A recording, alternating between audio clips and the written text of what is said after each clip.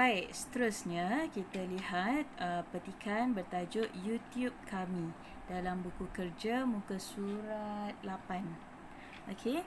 Okey, kita tengok apa yang diberikan di sini. Okey, kita tengok satu persatu. Kita tengok nombor 1 dulu. Okey, Fahim, Kiwah dan Rajan, murid yang bijak. Okay, mereka berbincang untuk mempopularkan nama kampung mereka. Popular ni maksudnya terkenal. Maksudnya dia nak bagi kampung dia terkenal. Okay, jadi soalan yang ditanya berdasarkan petikan. Okay, apakah manfaat yang diperoleh oleh Fahim dan kawan-kawannya selepas mereka berbincang? Okay, manfaat tu apa? Okay, jadi kalau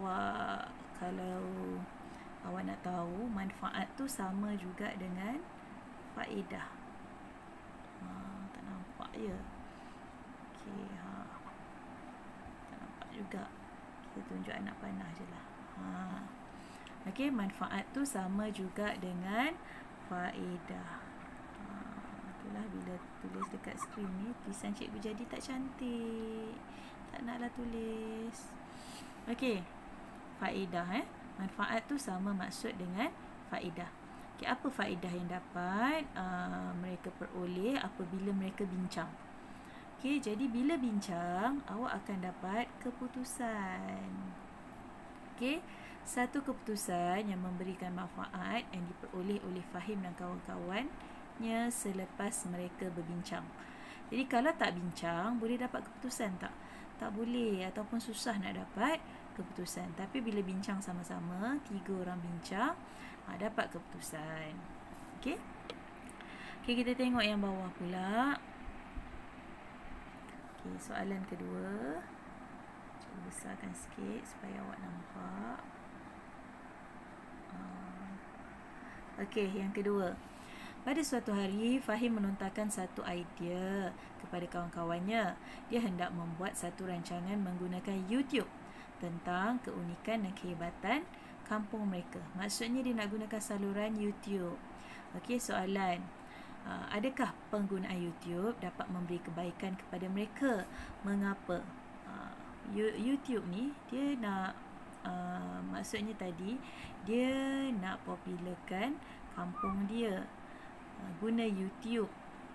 Okey, jadi apa pendapat awak? Awak rasa kenapa? Adakah pengguna YouTube dapat memberikan kebaikan kepada mereka? Mengapa? Okey, jadi kalau ikutkan biasanya YouTube ni sebenarnya kita boleh guna untuk kebaikan kan? Jadi kalau awak nak jawab dia beri kebaikan, awak perlu jawab ya. Okey, adakah YouTube penggunaan YouTube dapat memberi kebaikan kepada mereka? Yalah, ya, penggunaan YouTube dapat memberikan kebaikan kepada mereka. Mengapa? Beri sebab. Kerana apa? Okey, antaranya sebab YouTube ni ditonton oleh pelbagai lapisan masyarakat di seluruh dunia kan. Sebab guna internet. Jadi bila guna internet, satu dunia boleh tengok. Jadi kampung mereka jadi popular lah. Itu matlamat utama dia nak jadikan kampung mereka popular melalui keunikan dan kehebatan orang kampung. Okey. Seterusnya kita tengok soalan ketiga. Okey, soalan yang ketiga, kita tengok dulu kenyataannya. Selepas itu, mereka mula mengagihkan tugas. Fahim dilantik menjadi ketua untuk memuat naik cerita tentang kampung mereka dalam YouTube. Kiwah pula akan mencari maklumat tentang keunikan kampung mereka. Manakala Rajan akan mencari maklumat tentang kehebatan kampung mereka. Maksudnya mereka 3 orang. Okey, mereka bahagikan tugas, agihkan tugas. Maknanya bukanlah seorang sahaja yang buat.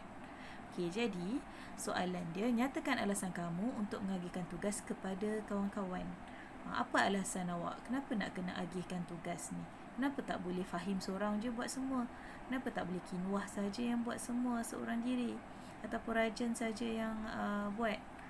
Okey, dah bincang tadi seorang buat, apa kata seorang saja yang buat? Kenapa mereka tak buat begitu? Kenapa mereka agihkan?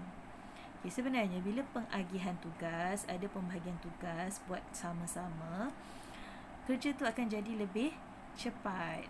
Jimat masa, jimat tenaga. Jadi itulah kebaikannya. Okey. Baik, kita teruskan. Yang keempat, selepas beberapa hari, semua maklumat itu berjaya dikumpulkan oleh mereka.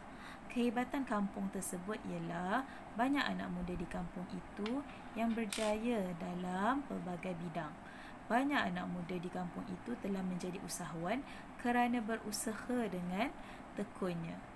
Okey, jadi soalan yang ditanya, apa kebaikan jika anak muda di kampung itu menjadi usahawan? Usahawan ni maksudnya orang yang berniaga. Dia usahakan sesuatu. Katalah dia ada kilang pakaian ke, kilang padi ke, dia ada tadi pasar raya Burhan kan, ada pasar raya. Jadi apa kebaikannya? Antara kebaikannya boleh beri peluang pekerjaan kan kepada orang kampung. Okey, lepas tu bila usahawan ni dah berjaya, mereka tentulah dapat untung yang banyak. Jadi bila dapat untung yang banyak, mereka akan memberi sumbangan kepada kampung mereka, bagi sumbangan kepada golongan yang memerlukan. Okey, jadi itu antara kebaikannya. Okey. Okey, baik, kita tengok yang kelima. Okey, selepas berita keunikan dan kehebatan kampung mereka dimuat naik dalam YouTube, banyak orang yang menontonnya. Cerita itu mendapat sambutan yang hangat daripada penonton. Apa kesannya?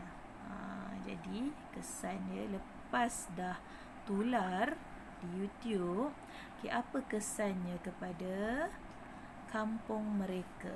Apa kesan, bukanlah kesan kepada kampung je, apa kesannya selepas cerita kampung mereka dimuat naik dalam YouTube?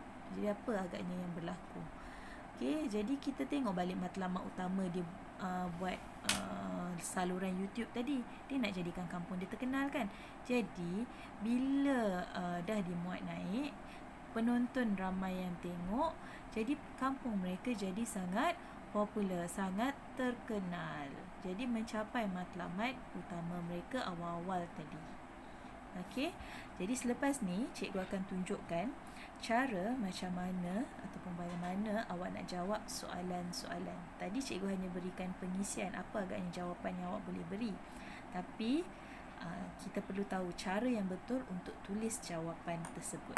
Okey, selepas ni cikgu akan tunjukkan caranya.